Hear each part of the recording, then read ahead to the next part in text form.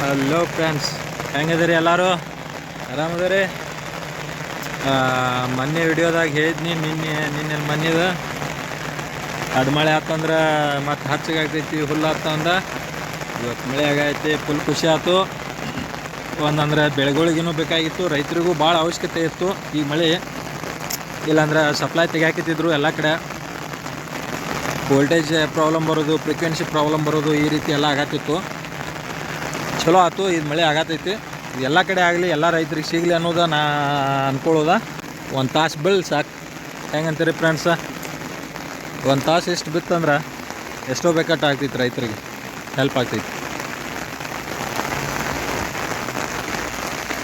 ಮತ್ತೊಂದಂದ್ರೆ ಈ ಮಳೆ ಭಾಳ ಇಂಪಾರ್ಟೆಂಟ್ ಇತ್ತು ಎಲ್ಲರಿಗೂ, ಎಲ್ಲ ರೈತರಿಗೆ.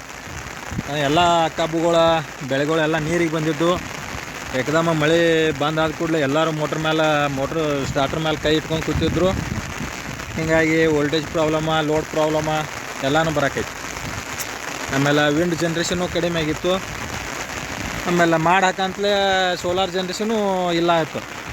ಹೀಗಾಗಿ ಎಲ್ಲರಿಗೂ ಪ್ರಾಬ್ಲಮ್ ಆಗಿತ್ತು. ಈಗ ಒಂದು ಸ್ವಲ್ಪ ರಿಲ್ಯಾಕ್ಸ್ ಆಗ್ಬೋದು ಎಲ್ಲರೂ.